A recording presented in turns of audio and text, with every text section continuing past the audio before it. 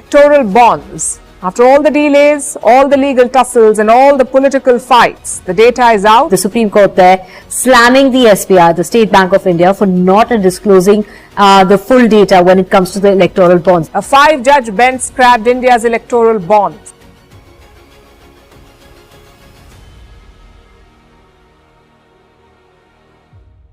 दो 2017 से पहले पॉलिटिकल पार्टीज को जो भी चंदा पॉलिटिकल कंट्रीब्यूशन की जाती थी, चाहे वो कंट्रीब्यूशन कोई इंडिविजुअल करे या फिर कोई बिजनेस यूनिट करे, चाहे डायरेक्टली हो या इनडायरेक्टली हो, उसको section 182 subsection 1 of the company act 2013 govern करती थी। और इस एक्ट के कुछ प्रोहिबिशंस और रेस्ट्रिक्शंस थी। इस एक्ट के मुताबिक कोई भी government owned company political contributions and donations नहीं कर सकती, और कोई भी कंपनी जिसको 3 साल से कम का टाइम हुआ एस्टेब्लिश हुए वो भी पॉलिटिकल कंट्रीब्यूशंस एंड डोनेशंस नहीं कर सकती। और रेस्ट्रिक्शंस में कंपनी सिर्फ अपने 3 कॉन्जिक्यूटिव फाइनेंशियल ईयर्स के नेट प्रॉफिट का 7.5% ही डोनेट कर सकती थी। और कंपनीज को अपने फाइनेंशियल स्टेटमेंट्स यानी प्रॉफिट और लॉस स्टेटमेंट्स में इसको डिस्क्लोज करना होता था कि उन्होंने कितने की डोनेशन की हुई है।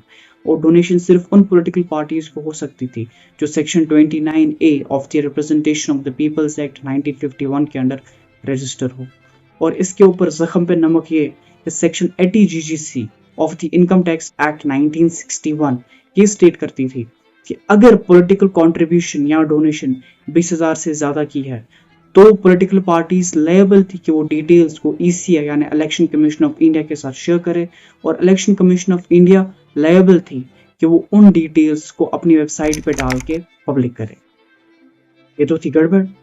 तो बीजेपी इलेक्टोरल रिफॉर्म्स के नाम पे section 182 subsection 1 of the company act 2013 को अमेंड करने का सोचती है। और finally on 14th May 2016 financial act को इंट्रोड्यूस किया जाता है, जिसमें section 2 subsection 1 clause J sub clause 6 of FCRA यानी फॉरेन कंट्रीब्यूशंस रेगुलेशन एक्ट को अमेंड किया जाता है, विच अलाउड फॉरेन कंपनीज जो मेजॉरिटी शेयर होल्डर्स थी इंडियन कंपनीज में to contribute to the political parties. और on 13th March 2017 financial act को अमेंड किया जाता है, और उस अमेंडमेंट में डिफरेंट लॉज को एक्ट्स को अमेंड किया जाता है, जिसमें से 2 main acts income tax act of 1961 और कंपनी एक्ट ऑफ 2013 है।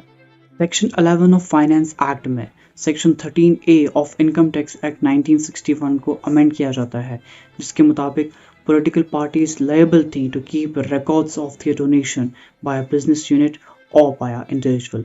और सेक्शन 154 ऑफ फाइनेंस एक्ट में section 182 subsection 1 of the company act 2013 को अमेंड किया जाता है, जिसको मैंने पहले ही ऊपर एक्सप्लेन किया हुआ है। अगर आप इन सब एक्ट्स को डिटेल में पढ़ना चाहते हैं तो मैंने सब एक्ट्स के लिंक को डिस्क्रिप्शन बॉक्स में दिया हुआ है, you can check them out from there. इसके बाद सितंबर 2017 एंड जनवरी 2018 में 2 NGOs association for democratic reforms and common cause और Communist Party of India Marxist Supreme Court में पिटीशन फाइल करती है एंड स्टेट करती है ये अमेंडमेंट्स वायलेशन है आर्टिकल 110 की, और इन अमेंडमेंट्स की वजह से नॉन ट्रांसपेरेंसी आएगी इलेक्टोरल फंडिंग में।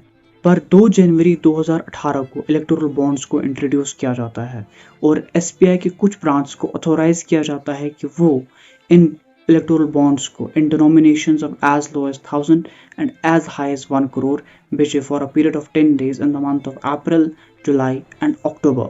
और इन बॉन्ड्स को किसने खरीदा और किसने इनकैश कराया वुड रिमेन अनोनिमस, मतलब किसी को पता नहीं चलेगा सिवाय SBI के और उन पॉलिटिकल पार्टीज के जिन्होंने उस बॉन्ड को इनकैश कराया होगा। सिंपल जबान में तो एक कंपनी या बिजनेस यूनिट एक एक्स सम ऑफ अमाउंट को इन चेक और डिमांड ड्राफ्ट SBI के ऑथोराइज्ड ब्रांच के पास जमा कराती है, एंड SBI की authorised branch token of receiving के तौर पे इनको बॉन्ड्स देती है, जिनको इलेक्टोरल बॉन्ड्स कहा जाता है। एंड वो बिजनेस यूनिट एंड कंपनीज जिस भी पॉलिटिकल पार्टी को या पॉलिटिकल पार्टीज को वो इलेक्टोरल बॉन्ड्स दे, वो पॉलिटिकल पार्टी या पार्टीज बैंक पे जाके इन ऑथोराइज्ड ब्रांच के पास जाके उस एक्स सम ऑफ अमाउंट को वहां से अपने अकाउंट में इनकैश करा सकती है। एंड ये process within 15 days of selling of electoral bonds हो जाना चाहिए, अदरवाइज वो x sum of amount PM care fund में चला जाएगा।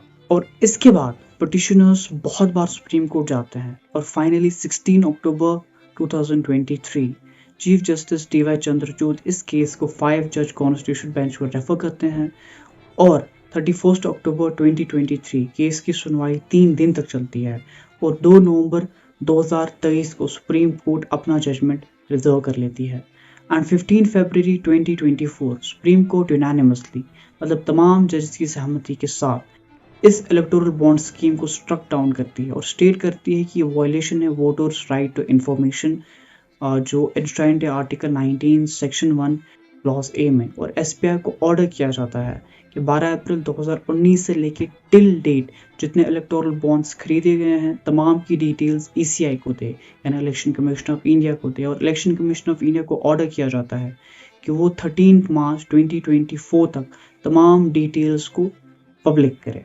डिटेल्स पब्लिक होने के बाद जो खुलासा हुआ उसने पूरे हिंदुस्तान को हिला के रख दिया और अगर इलेक्टोरल बॉन्ड स्कीम को इंडिया का बिगेस्ट स्कैम बोला जाए तो शायद गलत नहीं होगा। खुलासे के बाद जहां पे ये रिवील होता है कि इलेक्टोरल बॉन्ड्स के थ्रू टोटल में 16,518 करोड़ की डोनेशन हुई है जिसमें से बीजेपी के पास ऑलमोस्ट 50% दैट्स 8,252 करोड़ की डोनेशन गई। वहीं पर कांग्रेस के पास 1,952 करोड़ और टीएमसी के पास 1,708 करोड़ की डोनेशन गई थ्रू दिस इलेक्टोरल बॉन्ड्स। और प्रॉफिट मेकिंग कंपनीज ने 7.5% के कैप से बहुत ज़्यादा डोनेट किया। वहीं पर यह भी रिवील होता है कि 33 लॉस मेकिंग कंपनीज भी ऐसी हैं जिन्होंने 581.7 करोड़ की डोनेशन की है जिसमें से 74.7 करोड़ दैट इज 434.2 करोड़ की डोनेशन अलोन बीजेपी के पास गई है जिसमें से लीडिंग डोनर भारतीय एयरटेल है विच 198 करोड़ रुपीस का इलेक्टोरल बॉन्ड की डोनेशन उन्होंने की। जबकि पिछले 7 साल का उनका जो टोटल लॉस है दैट्स ऑलमोस्ट 77,000 करोड़ रुपीस। और ओवरऑल 45 कंपनीज ऐसी हैं इंक्लूडिंग लॉस मेकिंग कंपनीज जिन्होंने टोटल में 1,437.9 करोड़ की डोनेशन की जिसमें से 74.7% की डोनेशन अलोन बीजेपी के पास गई। और फार्मास्यूटिकल कंपनीज ने भी डोनेट किया जिसकी वजह से जो दवाइयां हैं उनकी प्राइसेस बहुत ज़्यादा हाई हो गई हैं। और तो और बीजेपी जो अपनी हर रैली में गाय को ले आती है वो गाय को माता कहती है और गाय के नाम पे वोट्स बटोरती है। उसने इंडिया के one of the largest exporter of processed food specially beef meat company यानी अलाना ग्रुप से 2 करोड़ की डोनेशन रिसीव की। इनफैक्ट ली है क्योंकि अप्रैल में उनके यहाँ रेड पड़ती है और जून में वो 2 करोड़ की डोनेशन करते हैं। बाकी आपकी क्या राय है इसके ऊपर कमेंट सेक्शन में ज़रूर बताइएगा। शुक्रिया।